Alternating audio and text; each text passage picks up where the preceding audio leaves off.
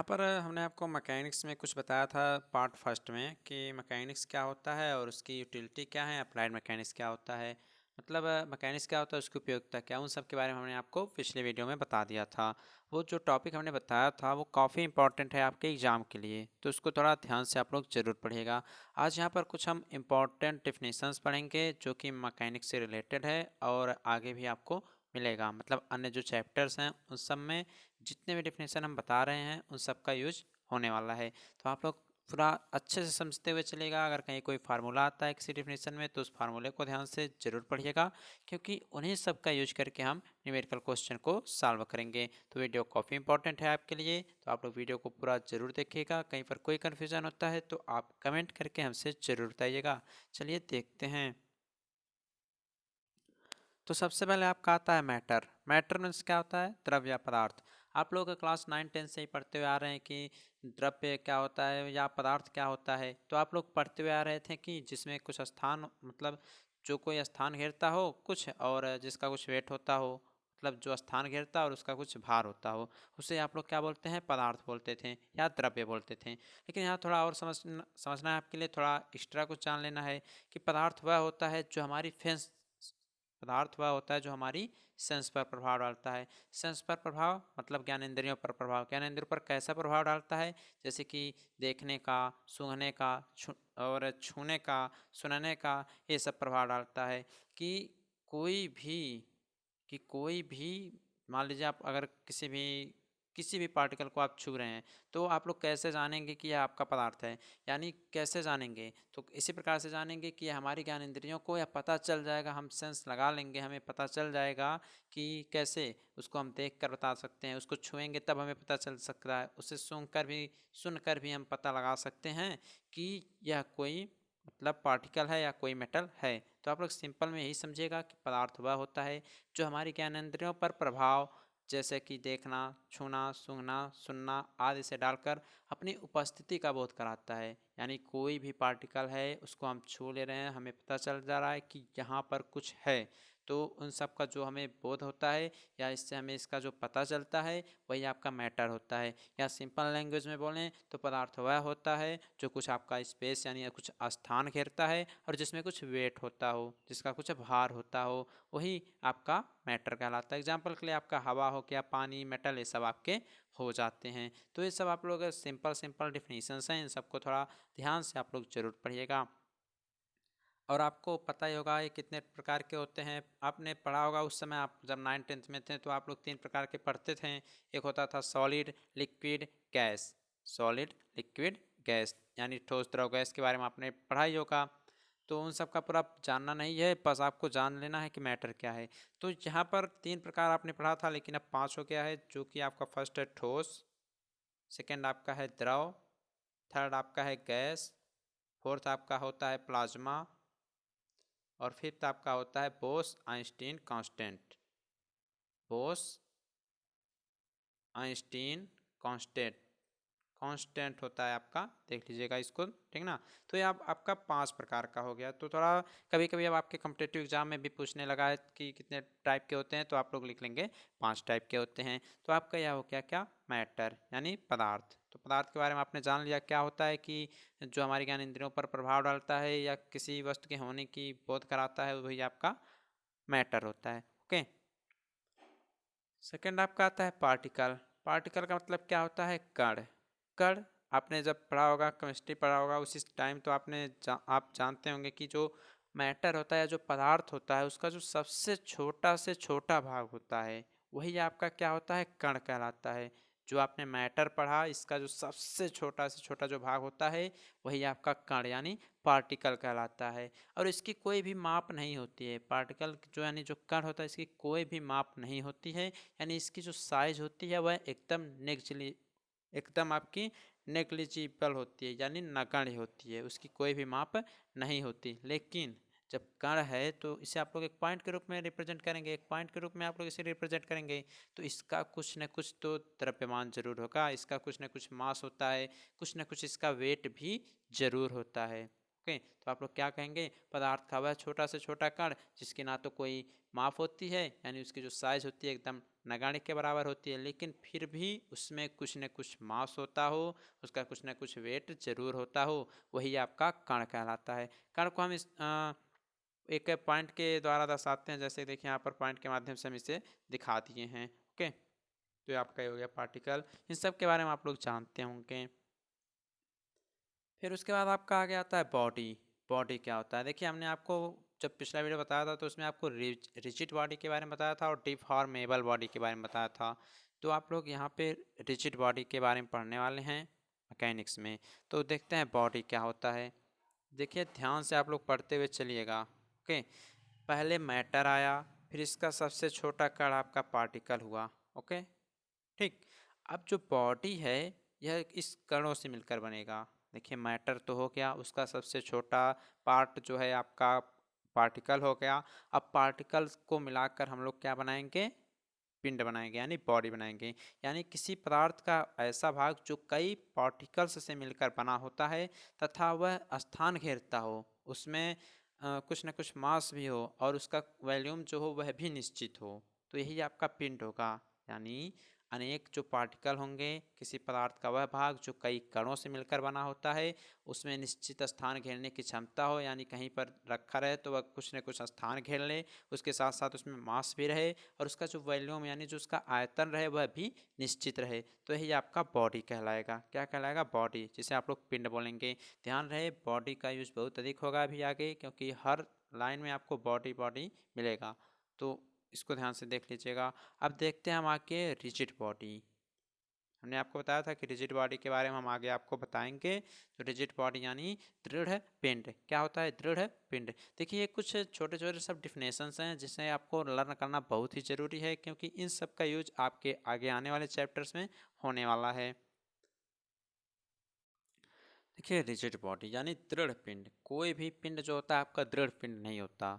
यानी कोई भी पिंड है अगर आप उस पर फोर्स लगा रहे हैं तो ऐसा वह नहीं है कि उसमें कुछ ना कुछ चेंजेस नहीं होगा, उसमें चेंजेस जरूर हो जाएगा। जैसे कि कोई चीज़ जो है, कोई मतलब काला रंग हो गया तो पूर्णतः काला नहीं होता, 99.99 हो जाता है लेकिन 100 नहीं होता। कोई गैस है तो वह आदर्श गैस नहीं होती, लेकिन उसे हम आदर्श गैस मान लेते हैं। उसी प्रकार से कोई भी पिंड जो होता है वह दृढ़ पिंड नहीं होता, उसको हम मान लेते हैं। तो देखिए ध्यान से सुनिए रिजिड बॉडी क्या होता है। देखिए ऐसा बॉडी जिस पर हम अधिक से अधिक फोर्स लगा दें लेकिन उसमें जो डिफॉर्मेशन होता है वह नगण्य के बराबर हो। देखिए ऐसा कोई पिंड है नहीं कि वह पूर्णतः आपका रिजिड हो, लेकिन हम उसे मानते हैं। जिस प्रकार पूर्णतः आदर्श गैस नहीं कोई है और पूर्णतः काली वस्तु नहीं है, हम मान लेते हैं, उसी प्रकार से ये भी है कि अत्यधिक बल लगाने पर भी अगर किसी बॉडी में कोई डिफॉर्मेशन नहीं होता है तो उसे हम दृढ़ पिंड बोलते हैं। लेकिन आपको हम बता दें वास्तव में कोई भी जो पिंड होता है वह आपका दृढ़ पिंड नहीं होता है, लेकिन हम क्या करते हैं उसको मान लेते हैं। और अगर बात करें आपके इंजीनियरिंग क्षेत्र की तो यहाँ पर रिजिड बॉडी का बहुत ही अहम रोल होता है, क्योंकि जो कुछ भी आपका बनाया जाता है, बड़े बड़े डैम या पुल नदी जो कुछ भी बनाए जाते हैं, आपके घर मकान जो कुछ भी बनते हैं, वहाँ पर दृढ़ पिंड जो होता है वह मान लिया जाता है। ओके, तो इसमें क्या होता है कि अगर हम फोर्स इस पे लगाते जाएं तब भी इसमें जो डिफॉर्मेशन होता है वह नगण्य के बराबर होता है, लेकिन इसे इंजीनियरिंग क्षेत्रों में हम इसे दृढ़ पिंड मान लेते हैं। मतलब क्यों मानते हैं, क्योंकि इसमें अगर हम फोर्स लगाते हैं तो वह जो इसमें चेंजेस होता है वह एकदम नगण्य होता है। ओके, और इससे क्या होता है, थोड़ा बहुत अगर चेंजिंग हो जाता है तो इससे उसमें उस बॉडी पे कोई इफेक्ट नहीं पड़ता, इसलिए इसे हम रिजिड बॉडी मानते हैं। तो ध्यान से सुन लीजिएगा, ऐसा पिंड जिस पे हम फोर्स लगाते जाएं और उसमें उस बॉडी में डिफॉर्मेबल, उस बॉडी में जो विरूपण होता है या डिफॉर्मेशन जो होता है वह नगण्य के बराबर अगर हो रहा है तो आपका वह बॉडी रिजिड बॉडी कहलाएगा। ओके, अगला पॉइंट देखते हैं आपका। अब अगला है आपका मास। मास क्या होता है, आपको पता होगा द्रव्यमान। आखिर कोई बॉडी आपकी है तो उसका कुछ ना कुछ द्रव्यमान तो जरूर होता होगा। देखिए मास और एक होता है वेट। क्या होता है, मास और एक होता है वेट, तो दोनों में डिफरेंस होता है। कुछ लोग कहेंगे द्रव्यमान और भार से में, तो ऐसा नहीं है। मास क्या होता है इसको समझते हैं। अगर कोई बॉडी है, अगर उसकी जो परिमाण की वास्तविक मात्रा जो होती है, यानी जो उसकी magnitude, quantity of magnitude of matter, यानी द्रव्य या पदार्थ के परिमाण की जो वास्तविक मात्रा होती है उसी को हम लोग किसी भी बॉडी का मास बोलते हैं। जैसे कि अगर कोई बॉडी है, उसका मैग्नीट्यूड जो है, कोई बॉडी है उसका जो मैग्नीट्यूड यानी उसका जो परिमाण है, वही जो उसकी वास्तविक मात्रा रहेगी वही आपकी क्या होगी, मास होगी। अगला आता है आपका वेट। छोटे छोटे डिफिनेशन हैं सब। वेट क्या होता है इसको ध्यान से समझिएगा, वेट और मास। देखिए मास और भार यानी द्रव्यमान और भार। द्रव्यमान तो बता दिया कि जो quantity of magnitude of matter होता है वही जो है किसी बॉडी का क्या होता है, आपका मास होता है। लेकिन जो वेट होता है वो क्या होता है, वेट मीन्स भार होता है, आपको पता ही होगा। और भार हमेशा आपका किस तरफ लगता है, हमेशा किसी कोई अगर बॉडी है, कोई अगर बॉडी है मान लीजिए इस पर रोल कर रही है तो इसका वेट हमेशा नीचे लगता है, डब्लू बराबर mg, आपको पता होगा। यानी कोई बॉडी रहे उसका वेट जो है नीचे की तरफ ही काम करेगा। तो नीचे की तरफ क्यों काम कर रहा है, यानी वह पृथ्वी का जो गुरुत्वाकर्षण फोर्स है यानी ग्रेविटेशनल फोर्स जो है उसके कारण क्या होता है, ये आपका वेट लगता है। तो ध्यान से सुनिएगा, इसका डिफिनेशन क्या कह रहा है कि किसी वस्तु का जो भार होता है वह बल होता है, किसी वस्तु का जो भार है वह बल होता है, जिससे क्या होता है, पृथ्वी होती है उस वस्तु की मात्रा को अपने ग्रेविटेशनल फोर्स से अपनी ओर आकर्षित करती है। यानी कोई पिंड है, ये कोई बॉडी आपकी इधर रखी हुई है, ओके, कोई बॉडी रखी हुई है। अब इसका जो मैग्नीट्यूड है इसके कारण जो अर्थ है आपकी, इसको अगर क्या करे, अपने गुरुत्वाकर्षण बल के कारण अपनी ओर आकर्षित कर रहे, तो गुरुत्वाकर्षण बल आपका नीचे कार्य कर रहा है, यानी यही आपका जो है डब्लू, यही आपका काम कर रहा है। और आपको पता ही है डब्लू इक्वल टू क्या होता है, एम जी होता है। W equal to M G. M क्या है यहाँ पर, एम जो है आपका मास है, और जी क्या है आपका, जी क्या है, गुरुत्वीय त्वरण है, आपको पता होगा। तो किसी वस्तु का भार वह बल होता है जिससे पृथ्वी उस वस्तु की मात्रा को अपने ग्रेविटेशनल फोर्स से अपनी ओर आकर्षित करे, वही उस बॉडी का वेट कहलाता है। तो आपको पता होगा वेट और मास में क्या अंतर होता है, ओके। अगला आता है आपका फोर्स। फोर्स क्या होता है, यानी बल। आपने बल के बारे में पढ़ा होगा, बल क्या होता है, आप पढ़े होंगे। बल वह एक कारक होता है जो किसी वस्तु की स्थिति में परिवर्तन कर देता है या परिवर्तन करने का प्रयास करता है। तो थोड़ा ध्यान से सुनिए, बल वह कारक या अंतः कारक होता है। आप लोग पढ़ेंगे IRF के बारे में, इंटरनल रेजिस्टिव फोर्स के बारे में, आंतरिक रेजिस्टेंस प्रतिरोधी बल के बारे में आप लोग पढ़ेंगे। मैकेनिक्स पढ़ रहे हैं तो अभी आपको आगे मिलेगा अगले चैप्टर्स में। तो बल वह वाह्य कारक या अंतः कारक होता है जो किसी भी वस्तु की स्थिति में परिवर्तन कर दे या करने का प्रयास करे। जैसे कि क्या बोलते हैं, कोई दीवार बनी हुई है, ओके, उस पर फोर्स लगा के आप दिन भर दीवार को आप धक्का दे रहे हैं, लेकिन उसमें कोई चेंजेस नहीं हो रहा है, लेकिन आप लोग प्रयास कर रहे हैं, यानी आप अपना फोर्स लगा रहे हैं उस पर। तो यही है कि उसको चेंज कर देगा। अगर आपका फोर्स ज़्यादा हो गया तो दीवार गिर जाएगी, नहीं गिरेगी तो आप यानी उस पर प्रयास कर रहे हैं कि उसको गिरा दें। तो यही है बल वह बाह्य कारक या अंतः कारक होता है जो किसी वस्तु की स्थिति में परिवर्तन कर देता है या परिवर्तन करने का प्रयास करता रहता है। और ये तो हो गया इसका डेफिनेशन। और बल आपकी जो होती है वो आपकी वेक्टर क्वांटिटी यानी सदिश राशि होती है। और इसके यूनिट की बात करें तो इसकी यूनिट एमकेएस सिस्टम में केजीएफ होती है, किलोग्राम फोर्स होती है, आपको पता ही होगा। और इसी को हम सिंपल रूप में क्या लिखते हैं, केजी लिखते हैं, यानी किलोग्राम लिखते हैं। और एसआई में आपको पता होगा सबसे सिंपल जो हर जगह यूनिट है वह न्यूटन होता है, आपको पता ही होगा, इसे एन द्वारा रिप्रेजेंट करते हैं। और आपका सीजीएस सिस्टम में आपका क्या होता है, डाइन होता है। किसमें, सीजीएस में आपका होता है डाइन। तो ये हो गया आपका फोर्स का यूनिट, ओके। और आपको पता ही होगा कि जो 1 किलोग्राम आपका 1 केजी इक्वल टू आपका 10 न्यूटन के बराबर होता है लगभग। और 1 न्यूटन इक्वल टू आपका 10 की पावर 5 डाइन भी होता है। इन सब ये छोटे छोटे आपके हैं, इन सबको नोट डाउन करते हुए चलेगा क्योंकि न्यूमेरिकल में इन सब का यूज होने वाला है, ओके। अब यहाँ पर आगे आता है आपका distance and displacement. Distance and displacement यानी दूरी तथा विस्थापन, ये क्या होता है। तो देखिए दूरी और विस्थापन समझना बहुत ही ज़रूरी है आपके लिए। दूरी यानी आप लोग कहीं पर चले जाएं, किसी भी दिशा में चले जाएं, जितना दूर चले गए वही आपकी दूरी कहलाती है। यानी आप अपने घर से कॉलेज तक चले गए किसी भी दिशा में, यानी आपको दिशा नहीं पता है, चाहे जहाँ आप चलते चलते जा रहे हैं और एक जगह स्थिर पॉइंट पर जाकर रुक गए, और यानी घर से आप लोग उस स्थिर पॉइंट तक की दूरी नाप लें, वही आपकी दूरी होगी। यानी क्या होता है कि डिस्टेंस किसी वस्तु या कण द्वारा किसी भी दिशा में तय किए गए जितने भी पथ की लंबाई होती है वही उसकी दूरी कहलाती है। और इसमें कोई दिशा नहीं है तो यह आपकी स्केलर क्वांटिटी है। क्या स्केलर क्वांटिटी है? यानी आप लोग यहाँ से चलना स्टार्ट किए, इधर से इधर से इधर से इधर से कहीं तक आप लोग अपने मंजिल तक पहुँच गए, कोई दिशा नहीं है तो यह आपका क्या हो गया? दूरी हो गया। यानी ये जो आपका पूरा बना यहाँ से यहाँ तक किसी भी रास्ते से गए आप लोग, यहाँ से यहाँ तक जो कुछ भी बना यह आपका एक पथ हो गया, एक मार्ग हो गया।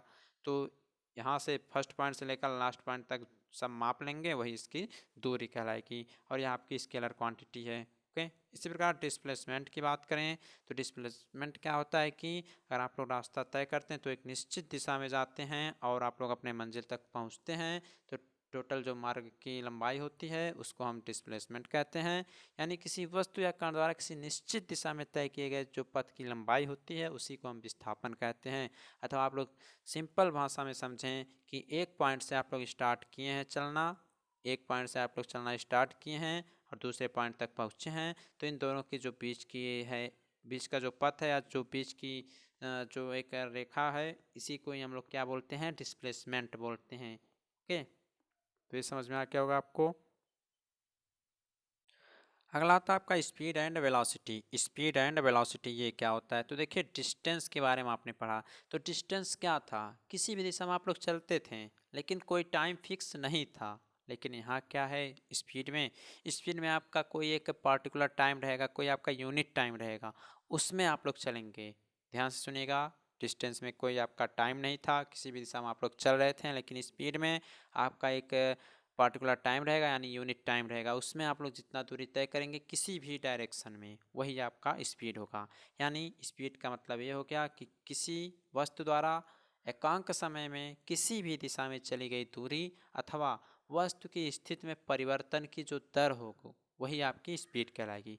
अब यहाँ का है कि वस्तु की स्थिति में परिवर्तन, यानी कोई बॉडी है या वस्तु है ऐसे है किसी भी दिशा में चल रही है तो इसका जब मूव कर रहा होगा तो उसमें कुछ ना कुछ चेंज जरूर होता होगा, कुछ ना कुछ चेंजेस जरूर हो रहे होंगे, तो उसी में जो परिवर्तन हो रहा है उसको भी हम स्पीड बोलते हैं। या आप लोग कह सकते हैं कि किसी वस्तु द्वारा एकांक समय में किसी भी दिशा में चली गई दूरी को हम चाल कहते हैं वस्तु का। ओके, और आपको पता ही होगा चाल बराबर दूरी बट्टे समय, चाल बराबर आपका क्या होता है? दूरी बट्टे समय। और आपका यह भी आपका क्या है? स्केलर क्वांटिटी है, क्योंकि किसी भी दिशा में आप लोग जा रहे हैं तो यह आपका अदिश राशि है।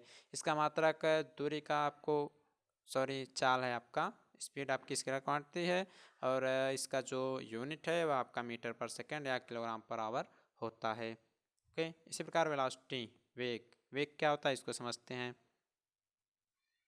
देखिए बहुत अधिक डिफरेंस नहीं है डिस्प्लेसमेंट और डिस्टेंस में, स्पीड और वेलोसिटी में। देखिए स्पीड और डिस्टेंस में क्या अंतर हुआ है? दोनों में बस टाइम का अंतर हुआ है। उसी प्रकार वेलोसिटी और डिस्प्लेसमेंट में भी बस टाइम का अंतर रहेगा। ओके, इसमें क्या था? डिस्टेंस में आपकी किसी भी दिशा में जाते थे और स्पीड में भी आप लोग किसी भी दिशा में जाते थे लेकिन एक यूनिट टाइम होती थी। उसी प्रकार डिस्प्लेसमेंट में क्या होता था आपका कि आप लोग निश्चित दिशा में जाते थे लेकिन टाइम नहीं होती थी। लेकिन इसमें क्या है वेलोसिटी में होगा कि किसी यूनिट टाइम में आप लोग किसी निश्चित दिशा में जितना दूर जाएंगे उसी को वेग कहेंगे। तो ये क्या होगा? वेलोसिटी मतलब किसी वस्तु द्वारा एकांक समय में किसी निश्चित दिशा में चली गई दूरी या जो चला गया विस्थापन है उसको ही हम लोग बोलेंगे वेलोसिटी। तो जब दिशा भी आ गया तो आपका ये क्या हो गया? डायरेक्शन एंड मैग्नीट्यूड दोनों है, डायरेक्शन एंड मैग्नीट्यूड दोनों है तो यह आपका वेक्टर क्वांटिटी होगा। और जो स्पीड और वेलोसिटी होता है दोनों का जो यूनिट होता है दोनों सेम होता है, यानी मीटर पर सेकेंड या किलोग्राम पर आवर। ओके, ये हो क्या आपका। इसी प्रकार आपका आगे आता है एक्सीलरेशन, यानी क्या? त्वरण। त्वरण को आप लोग वेग वृद्धि भी बोल सकते हैं। क्या बोल सकते हैं? वेग वृद्धि। ये क्या होता है? किसी वस्तु के वेग में वृद्धि की दर यानी rate of change of velocity को ही हम लोग एक्सीलरेशन बोलते हैं। यानी जो वेग परिवर्तन की दर होता है उसको एक्सीलरेशन बोलते हैं। तो आप लोग सीधे कह दीजिएगा कि वेग परिवर्तन की दर को आप लोग त्वरण बोलते हैं। तो देखिए वेग परिवर्तन जब भी होगा तो आपका उसमें वृद्धि होगा। ओके, यानी rate of change of velocity, यानी किसी भी वस्तु के वेग में जो वृद्धि की दर होगी उसको हम लोग त्वरण बोलेंगे। त्वरण बराबर क्या होगा? त्वरण इक्वल टू आपका हो जाएगा change in velocity upon time taken, यानी v/t। ओके, इसे एफ से रिप्रेजेंट करते हैं, स्मॉल एफ या ए से रिप्रेजेंट करते हैं। और इसका जो मात्रक होगा क्या होगा आपका मीटर पर सेकेंड स्क्वायर होगा। कैसे होगा, वेग का आप लोगों का मीटर पर सेकेंड होता है, अपॉन में आपका हो जाएगा टी का सेकेंड होता है। तो आप लोग जब सॉल्व करेंगे तो आपका मीटर पर सेकेंड स्क्वायर इसका यूनिट हो जाएगा। तो यहाँ तक आज हमने आपको बता दिया है, और कुछ और डिफिनेशंस हैं जिसे हम आपको बताएंगे। जैसे कि अगर कोई बॉडी जो है मोशन की स्थिति में है तो उसमें किस किस प्रकार के मोशन होंगे, यानी टाइप्स ऑफ मोशन के बारे में हम बताएंगे अगले वीडियो में। तो सब बताया जाएगा, बस आप लोग पूरा सपोर्ट करते रहिएगा, आपका पूरा सपोर्ट हम ज़रूर करेंगे।